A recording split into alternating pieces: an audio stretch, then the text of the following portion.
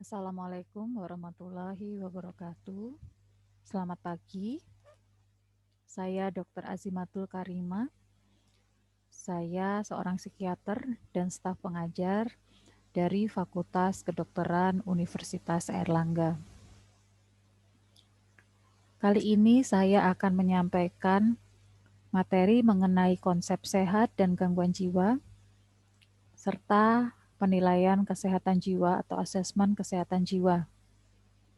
Topik ini disampaikan sebagai salah satu mata ajar pada perkuliahan S1 Keperawatan di Universitas Airlangga.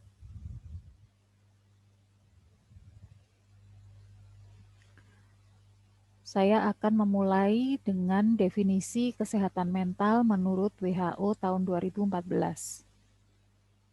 Menurut WHO, kesehatan mental adalah sebuah status ya, sebuah kondisi well-being atau kondisi kenyamanan seseorang di mana individu itu menyadari potensinya, mampu menghadapi stres normal dalam kehidupannya, mampu bekerja secara produktif dan menyenangkan, dan mampu berkontribusi terhadap komunitasnya. Jadi ternyata menurut WHO, kesehatan mental itu tidak hanya lepas dari gangguan jiwa, tapi banyak indikator yang lain yang dijadikan sebagai tolok ukur kesehatan jiwa seseorang, yaitu kemampuan dia beradaptasi dengan stres normal, kemampuan dia bekerja dan berkontribusi terhadap komunitasnya. Itu juga menjadi salah satu poin penting dalam kesehatan jiwa. Sehingga kesehatan itu kalau kita lihat lebih lanjut adalah sebuah status yang lengkap dari kondisi kondisi individu itu, mulai dari fisik, mental, sosial, ya, dan tidak hanya sekedar absen dari adanya penyakit atau ketidakmampuan, ya. Jadi ini yang dasar ini yang perlu kita pahami dulu sebelum kita bicara tentang gangguan jiwa.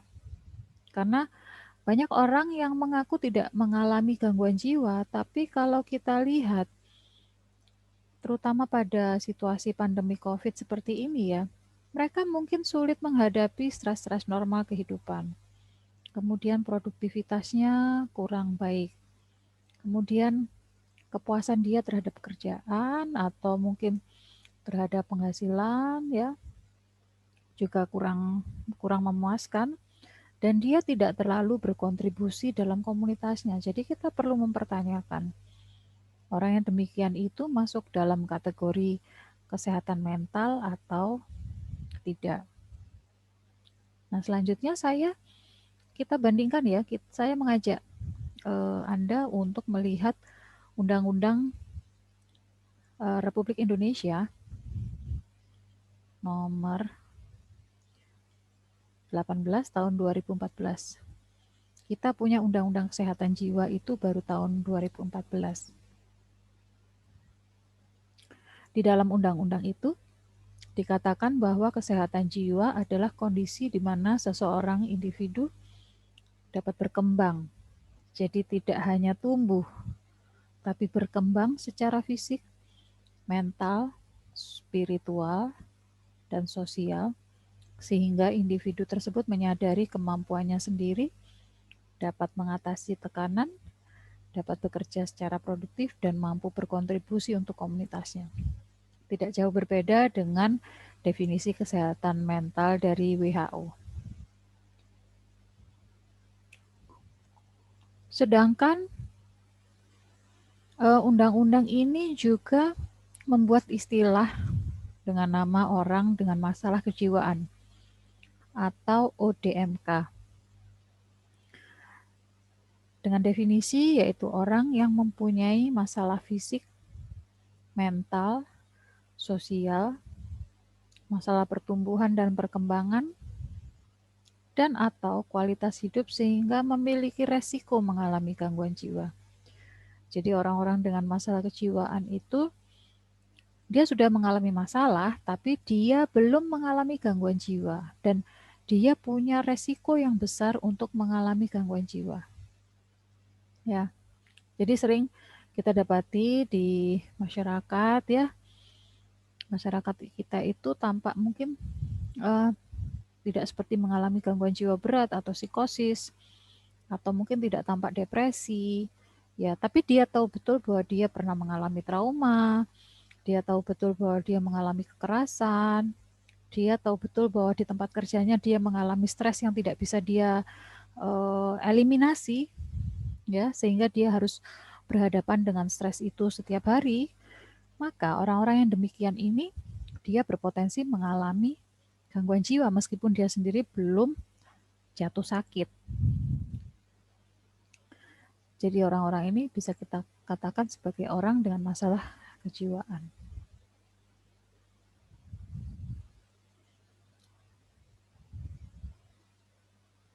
Selanjutnya, istilah yang dikemukakan oleh di dalam undang-undang itu orang dengan gangguan jiwa atau ODGJ. Nah, kalau sudah ODGJ ini berarti orang itu adalah memang mengalami gangguan jiwa. Jadi dia pasien psikiatri, ya, yaitu orang yang mengalami gangguan dalam pikiran, perilaku, dan perasaan yang termanifestasi dalam bentuk sekumpulan gejala dan atau perubahan perilaku yang bermakna, serta dapat menimbulkan penderitaan dan hambatan dalam menjalankan fungsi sebagai manusia. Nah, artinya orang dengan gangguan jiwa ini adalah orang dengan gejala ya, sudah mempunyai gejala dalam bentuk gejala pikiran, gejala perilaku, ya, atau gejala emosional, dan gejala-gejala ini menimbulkan penderitaan atau mengganggu fungsi dia sebagai manusia. Jadi ada tiga kelompok kalau menurut saya ini ya. Jadi yang pertama ada gejala ini bermakna menimbulkan penderitaan dan membuat orang itu mengalami disabilitas. Ini dikategorikan dalam orang dengan gangguan jiwa. Selanjutnya, saya mau menunjukkan konsep ini bahwa sebetulnya sakit dan sehat itu sebuah proses yang kontinu ya. Jadi proses yang berkelanjutan. Orang yang saat ini tidak mengalami gangguan jiwa, ya, bukan berarti dia akan terbebas dari gangguan jiwa sepanjang hidupnya. Ya, tapi kalau orang itu tidak sadar dengan kondisinya, dia tidak punya perilaku hidup sehat, maka dia pun juga akan punya resiko mengalami gangguan jiwa. Jadi dalam konsep ini kita lihat bahwa ini grup kematian, disabilitas, gejala ya, grup sakit ada di sini. Kemudian grup sehat ada di sini. Jadi dalam kondisi kesehatan itu tidak hanya membutuhkan awareness atau education aja, tapi kita juga dituntut untuk bertumbuh, berkembang. Ya, jadi kalau hidupnya orang itu gitu-gitu aja, berarti posisinya sebetulnya dibilang sakit enggak, sehat juga enggak ya di sini. Jadi posisinya membingungkan. Ya, posisinya di sini. Jadi tidak bisa dikategorikan sakit atau tidak bisa dikategorikan sehat. Ya. Jadi sebetulnya kondisi sehat yang terbaik itu ketika kita bertumbuh dengan kondisi kita, berkembang dengan kondisi kita. Dan ketika kita mengalami gangguan sakit itu yang paling parah adalah ketika kita menjadi disable atau tidak mampu ya. Atau mungkin pada kondisi terminal mendekati kematian. Gitu. Sehingga untuk menggeser posisi sakit menjadi sehat itu diperlukan sebuah upaya. Upaya itu yang kita namakan perilaku hidup sehat. Jadi, selama kita tidak mengintervensi perilakunya, maka orang ini akan berpotensi untuk mengalami sakit itu secara berulang atau mungkin mengalami komplikasi dari penyakitnya itu sendiri. Ya, jadi sehat dan sakit itu bukan dua dua status yang tidak saling berhubungan, tapi ini adalah melanjutkan dari yang ini. Sehat bisa jadi sakit, ya, sakit bisa jadi sehat seperti itu. Nah, dari konsep inilah sebetulnya nanti perawatan gangguan jiwa juga kita lakukan. Bahwa perawatan gangguan jiwa itu tidak hanya mengobati saja, tapi kita juga perlu memikirkan teknik rehabilitasinya bagaimana ya, dan bagaimana mencegah terjadinya komplikasi, mencegah relapse dan lain sebagainya. Nah, ini juga ada definisi yang lain ya, bagaimana kesehatan mental itu berhubungan dengan religiusitas dan spiritualitas. Kita tahu kalau kesehatan mental itu kondisi yang mungkin bebas dari gangguan-gangguan jiwa seperti depresi, kecemasan, atau psikosis. Gitu. Tapi ternyata religiusitas dan spiritualitas ini juga akan memberikan kontribusi terhadap gangguan atau kesehatan mental. Karena pengalaman emosi positif, kegembiraan, rasa takjub, kebahagiaan, dan kepuasan itu sebuah makna yang kita dapatkan dalam diri kita, dalam hidup kita, dalam tujuan hidup kita, dan harapan kita dalam kehidupan kita. Sehingga tentu saja ini akan sangat berhubungan dengan sudut pandang kita terhadap kehidupan yang ini sangat dipengaruhi oleh agama dan spiritualitas. Selanjutnya, saya juga akan memperkenalkan tentang mental health spectrum. Sebenarnya tadi sudah saya singgung ya, di dalam mental health itu atau kesehatan jiwa itu sebuah status yang berkelanjutan, proses yang berkelanjutan. Ya. Di dalam spektrum ini kita juga bisa melihat ada mental well-being dan ada mental disorder. Di mana pada kondisi mental well-being kita tahu bahwa kita akan jadi produktif ya. Kerugian-kerugian produktivitas, materi, penghasilan, kualitas sumber daya manusia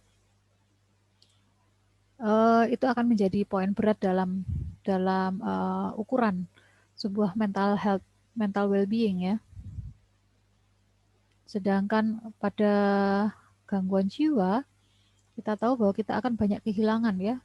Kehilangan biaya perawatan, ya, kehilangan waktu, kehilangan energi, kehilangan social interaction, kehilangan kesempatan, ya. Dan itu akan menimbulkan beban mental juga. Tidak hanya untuk orang yang mengalami ODGJ-nya, tapi juga caregiver atau keluarganya. Jadi seperti yang tadi saya bilang bahwa kondisi ini bolak-balik, bisa dari sini ke sini, ya, atau dari sini ke sini. Ya, kondisi ini adalah kondisi yang dinamis pada semua orang. Ketika orang itu tidak mengupayakan kondisi kesehatan mentalnya, ya dia akan sangat beresiko menjadi gangguan jiwa. Dan seringkali kalau saya lihat orang Indonesia itu tampaknya berpikir bahwa kesehatan mental itu sesuatu yang pasif. Ternyata tidak seperti itu ya. Kesehatan mental itu adalah sebuah kegiatan aktif yang kita upayakan setiap hari dari menit ke menit. Oke. Jadi kalau misalnya Anda melihat bahwa setiap menit kita itu bisa jadi stres buat kita. Tapi setiap menit kita itu juga bisa jadi kenikmatan buat kita.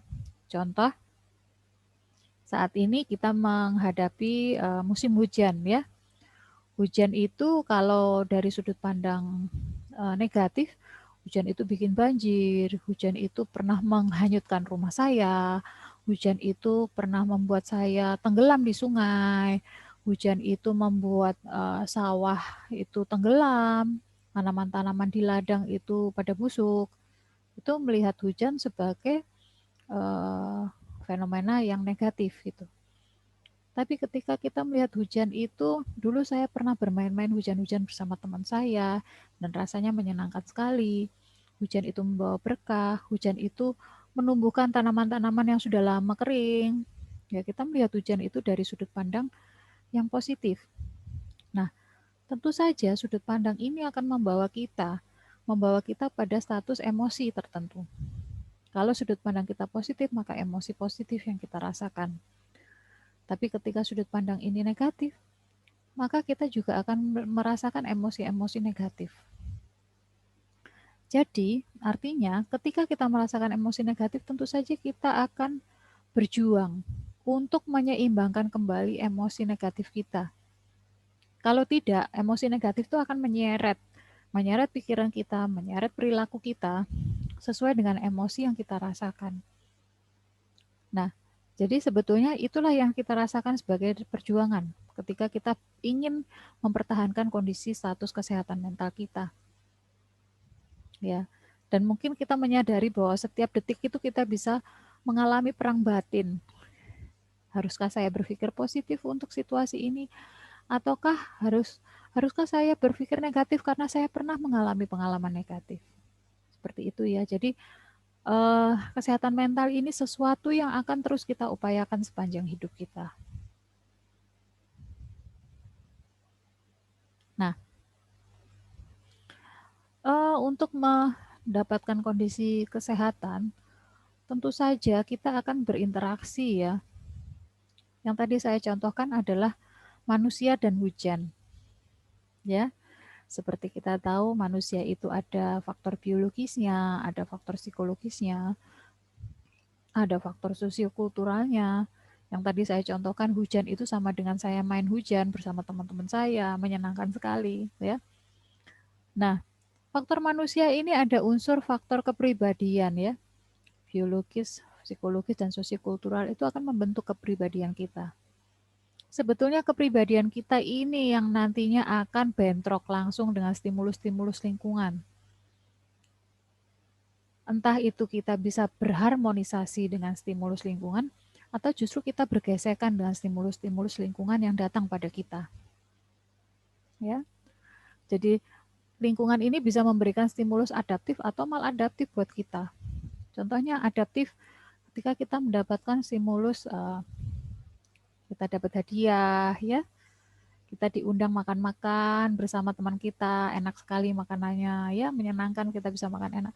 Tapi bisa juga stimulus maladaptif yang membuat kita sulit untuk beradaptasi dengan stimulus itu. Biasanya pengalaman-pengalaman yang kurang menyenangkan. Nah, disinilah kita akan berinteraksi. Kepribadian kita dengan stimulus dari lingkungan kita.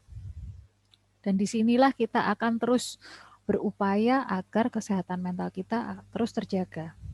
Jadi, kesehatan mental itu bukan sesuatu yang pasif ya. Kemudian, ini ada sudut pandang yang lain ya. Sudut pandang bahwa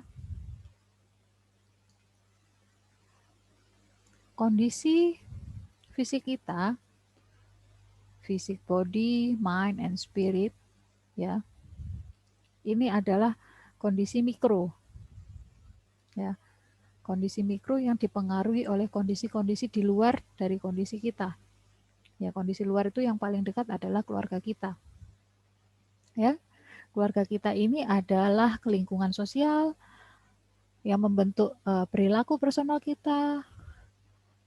Ada faktor genetik ya dari keluarga, kemudian ada lingkungan fisik dari keluarga ya. Dan ini akan memberikan pengaruh terhadap perkembangan kesehatan kita. Kemudian yang lebih luas lagi dari keluarga adalah komunitas. Ya, di dalam komunitas ini akan ada interaksi. Interaksi poin-poin yang sudah dibentuk oleh keluarga berinteraksi dengan lingkungan komunitas. Misalnya, pola hidup. Tahun 2020-an ini sangat berbeda dengan pola hidup tahun 1990-an.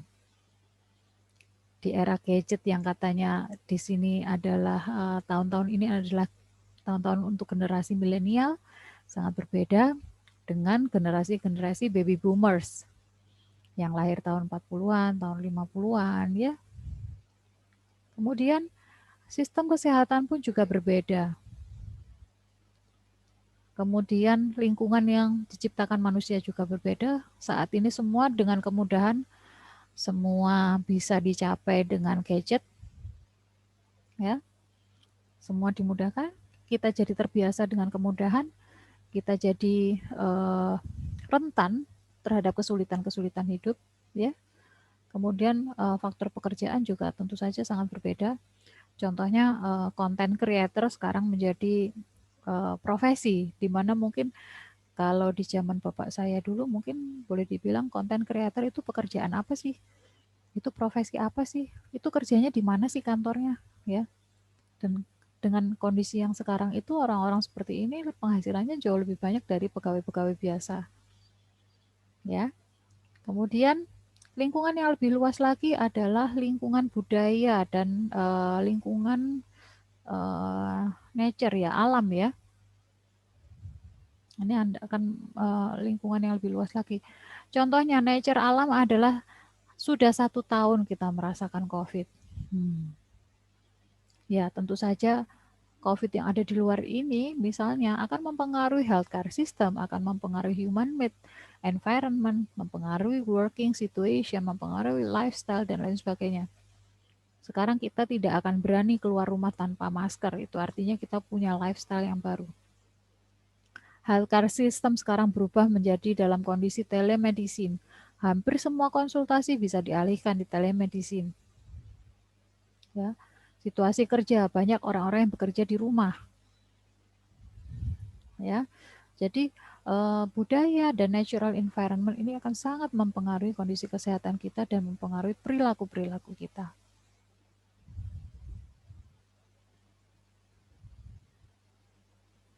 Nah, sekarang saya akan menunjukkan, kita tahu bahwa penyakit itu tidak ujuk-ujuk datang ya. Penyakit itu tidak tiba-tiba datang. Tentu saja penyakit itu akan melewati sebuah proses atau perjalanannya. Ya. Jadi misalnya di sini nih, exposure to pathogen. Pathogen itu misalnya COVID-19. Ini lagi tren ya sekarang.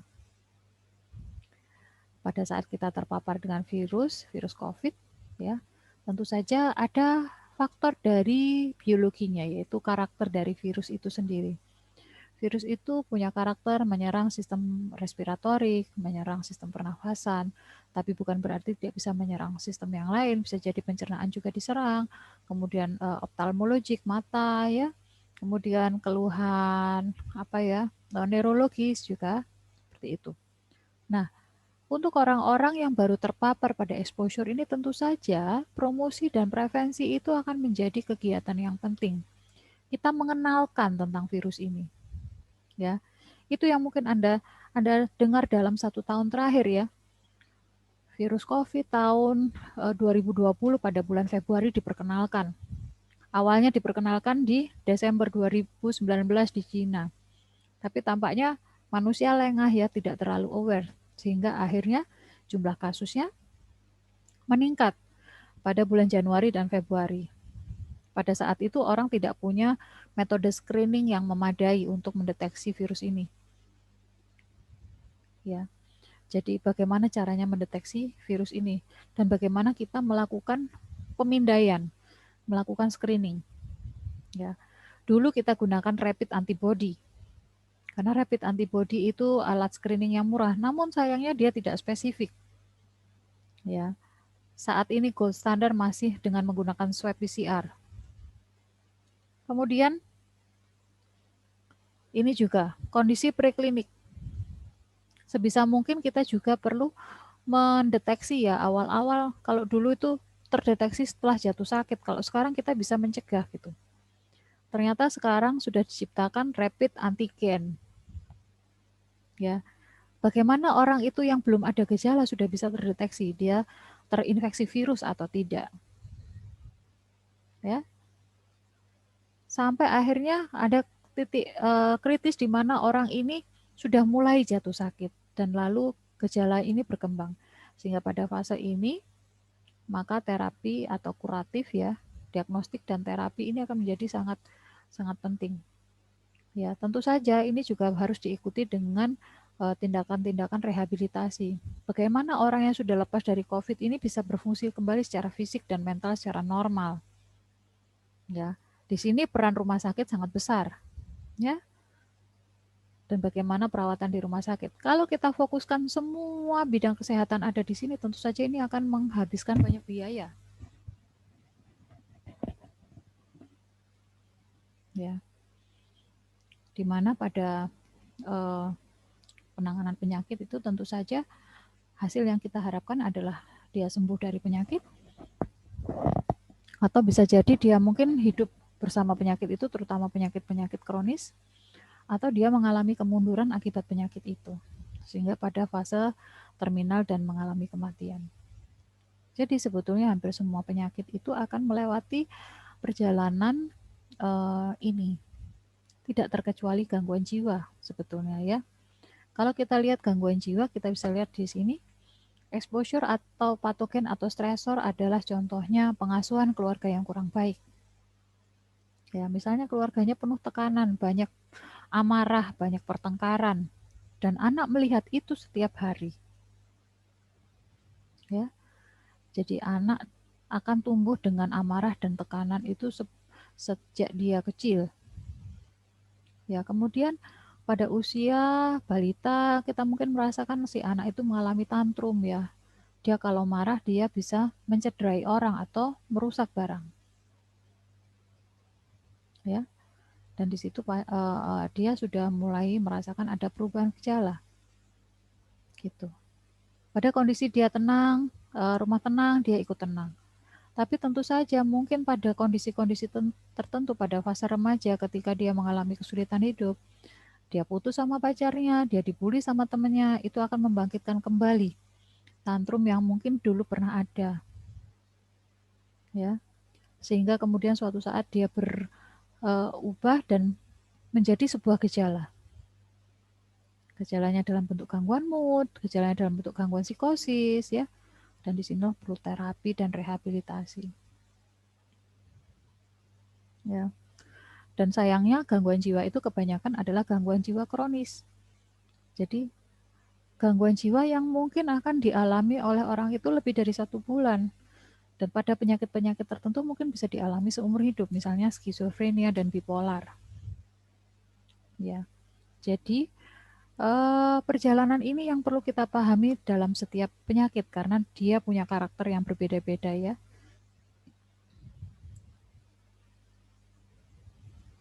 Kita lanjutkan.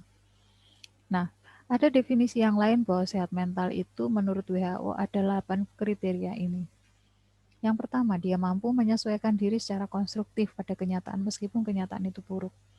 Ya, contoh yang paling nyata adalah saat ini COVID, kita sudah setahun menghadapi COVID. Anda mungkin sudah setahun kuliah online, ya, sudah jenuh lihat layar laptop, sudah jenuh dikepoin sama dosennya kalau videonya tidak menyala. Mungkin sudah, mau kuliah apaan sih seperti ini, nggak ke kampus, nggak ketemu teman, nggak ke kantin, ya. Kemudian yang kedua adalah memperoleh kepuasan dari usahanya atau perjuangan hidupnya. Ini agak susah dicapai pada kondisi COVID.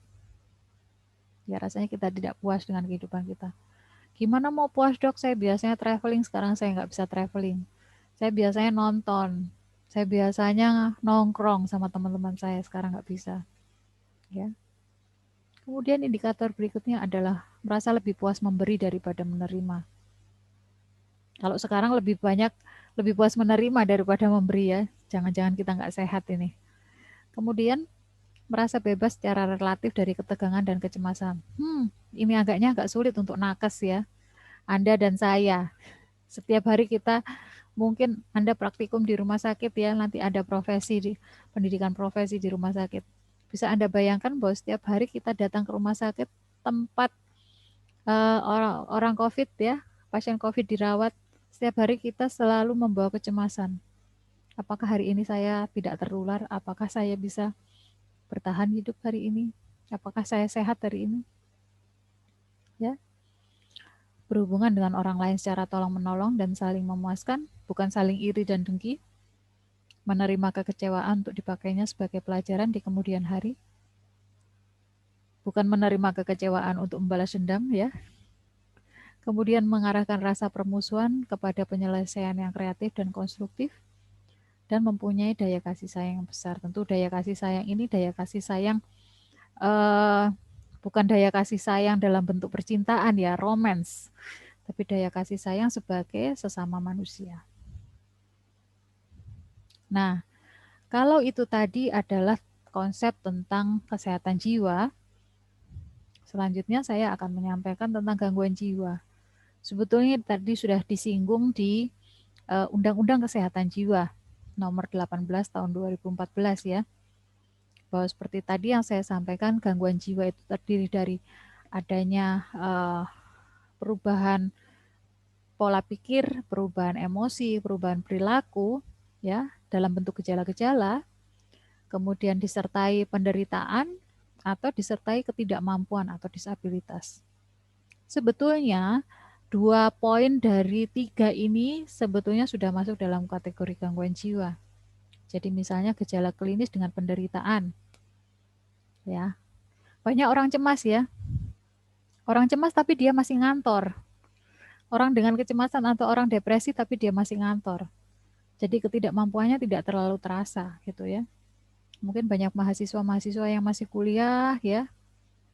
Tapi dia tertekan, dia distres dengan perkuliahannya. Dia berusaha sekuat tenaga untuk kuliah ya. Atau mungkin sudah disertai dengan penurunan nilai akademis. Prestasi akademisnya sudah menurun banyak meskipun dia setiap hari kuliah. Ya, jadi ada gejala 1, ada poin 1, poin 2, dan poin 3. Nah, untuk kesehatan jiwa, untuk gangguan jiwa, banyak asesmen yang bisa kita lakukan sebetulnya. Ya, asesmen ini bisa saya kategorikan pada beberapa gambaran ya. Yang pertama adalah profil kecerdasan. Profil kecerdasan ini biasanya yang kualitatif ini diukur oleh psikolog. Ya, diukur oleh psikolog. Untuk yang kuantitatif ini dengan neurocognitive test. Jadi untuk melihat aspek-aspek intelijensi. Ada memori, ada atensi, konsentrasi, ada language, kemampuan berbahasa, ada kemampuan abstrak, ada kemampuan eksekutif ya, ada kemampuan kalkulasi dan lain sebagainya. Kemudian ada penilaian profil kepribadian. Jadi untuk melihat tipe personality kita, untuk melihat tipe kepribadian kita. Oh, saya ini orangnya pendiam, saya pemalu, saya sulit terbuka tentang masalah saya cenderung menyelesaikan masalah saya sendiri, saya ini kalau stres saya gampang sakit kepala, saya ini penakut, saya ini pencemas, saya ini gampang menangis, gampang terharu, gampang iba pada orang lain. Nah, ini dinilai dalam profil kepribadian. Profil kepribadian ini juga bisa dilakukan secara kualitatif dengan tes proyeksi. Ini oleh psikolog ya. Jadi mungkin Anda dulu pernah tes proyeksi dengan menggambar orang, ya, menggambar pohon atau menggambar rumah atau rumah pohon orang. Ya, itu adalah salah satu tes-tes proyeksi. Kemudian profil kepribadian ini juga bisa dilakukan secara kuantitatif, terukur menggunakan komputer dengan tes yang sudah baku ya. Contohnya adalah tes MMPI, ya, The Minnesota Multiphasic Personality Inventory, ya, atau Milan apa ini ya, saya lupa ini, inventory. Jadi MCMI ini menurut teori Milan. Kemudian untuk asesmen psikopatologi kita bisa menggunakan screening dengan beberapa screening gejala ya. Kemudian kita juga bisa mengukur dengan derajat keparahan. Jadi yang kita ukur adalah apakah dia termasuk dalam kategori mengalami gejala atau dia sudah kondisi parah ya. Kalau dia sakit seberapa parahnya dia. Nah, pemeriksaan kesehatan jiwa ini tentu saja kita lakukan dengan observasi dan wawancara plus pemeriksaan psikometri yang tadi saya contohkan. Tapi bukan berarti kami para psikiater tidak memberikan pemeriksaan-pemeriksaan tambahan. Akan sangat dimungkinkan kita melakukan CT scan kepala, rekam otak, atau elektroensefalografi, MRI kepala, atau tes toksikologi urin kalau untuk mendeteksi penyalahgunaan zat, ya. Kita bisa mintakan tes toksikologi. Nah, ini adalah salah satu tes kecerdasan ya, menggunakan Wechsler Adult Intelligence Test. Jadi ini tes intelijensi, tes IQ dengan metode WAIS. Yang ini adalah kita lihat kesebangunan ya, bagaimana orang bisa melihat dari gambar ini sebetulnya pecahannya dari bangunan yang mana saja ya. Kemudian kita lihat di sini juga ada bangun-bangun geometrik. Kita diminta untuk mengisi mana bagian yang kosong ini termasuk dalam pilihan yang mana di sebelah sini ya. Kemudian yang tadi saya bilang profil kepribadian secara kuantitatif, Mellon Clinical Multi-Axial Inventory. Ya, ini secara kuantitatif, terukur secara komputer, Minnesota Multiplex Personality, ini nanti yang keluar grafik seperti ini ya. Kemudian ada Personality Assessment Inventory, PAI, Mellon Behavioral Health Inventory, MBHI, Mellon Behavioral Medicine Diagnostic, ini yang kuantitatif. Yang kualitatif, selain pohon, orang, dan rumah ya, ini ada juga tes Rosah, ini tes Rosah ya. Kemudian Houseman Inkblood Test, Thematic Apperception Test ya. Draw a person ini yang populer ya, menggambar orang ya.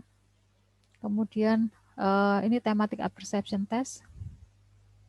Ada juga sentence completion test, picture arrangement test, word association test, dan grafologi. Ya, banyak sekali tes kualitatif ini. Ya, ini tidak computerized ya. Jadi contohnya adalah dengan 2 tes ini. Kemudian pemeriksaan psikopatologi. Hamilton Depression Rating Scale ini dipergunakan untuk mengukur derajat berat ringan dari gejala depresi. Jadi untuk menilai derajat berat ringan dan perubahan gejala depresi. Yang menegakkan depresi tentu saja dokter psikiater. Kita tidak bisa menegakkan dengan menggunakan tes saja, tetap harus kita lakukan pemeriksaan psikiatrik ya. Kemudian ini adalah alat screening yang lain dengan menggunakan mini ICD-10. Dalam mini ICD-10 ini ada serangkaian pertanyaan-pertanyaan yang mengarah pada diagnostik tertentu. Ya, ada 14 diagnosis di sini. Mulai dari episode depresif, distimia, risiko bunuh diri, episode manik, agorafobia, gangguan panik, sosial fobia, gangguan obsesif kompulsif, gangguan ansietas menyeluruh, gangguan stres pasca trauma, bulimia nervosa, anoreksia nervosa, gangguan penyalahgunaan zat, alkohol dan psikoaktif, dan gangguan psikosis. Pemeriksaan penunjang, ini gambaran pemeriksaan CT scan kepala ya. Mungkin kita akan menemukan di sini ada atrofi otak ya. Kita lihat di sini atrofi otak. Atrofi otak. Ya, kemungkinan orang ini mengalami Alzheimer atau demensia ya. Dengan gangguan kognitif yang bermakna dia gampang lupa ya. Dia sulit berkonsentrasi, dia mengalami disorientasi. Kemudian di sini gangguan elektroensefalografi ini adalah gambaran rekaman otak, di mana pada rekaman otak ini kita akan melihat ada gelombang kelistrikan tertentu yang berlebihan di otak yang bisa jadi bermanifestasi dalam bentuk gejala-gejala psikiatri. Misalnya gejalanya adalah amarah yang tidak bisa terkendali, halusinasi, ya, kemudian depresi, perilaku menyakiti diri sendiri, ya, seperti itu. Nah, untuk melakukan pemeriksaan sehat jiwa tentu saja kita akan menuliskan sebuah keterangan apa yang kita dapatkan dari hasil pemeriksaan itu. Ini adalah salah satu contoh format hasil pemeriksaan kesehatan jiwa pada seseorang. Apakah orang ini tidak ditemukan gangguan jiwa atau ditemukan gangguan jiwa atau masih memerlukan pemeriksaan lanjutan. Contohnya pemeriksaan penunjang. Ya, untuk summary atau ringkasan hasil pemeriksaan jiwa ini tentu saja kita akan menuliskan ini kegunaannya untuk apa ya. Karena untuk pemeriksaan kesehatan jiwa itu biasanya memang ada indikasi-indikasi tertentu yang dimintakan. Demikian yang bisa saya sampaikan mengenai konsep sehat dan gangguan jiwa serta pemeriksaan di bidang psikiatrik. Materi ini disampaikan kepada mahasiswa S1 Keperawatan, Fakultas Keperawatan, Universitas Airlangga, Surabaya. Terima kasih atas perhatiannya. Selamat pagi. Wassalamualaikum warahmatullahi wabarakatuh.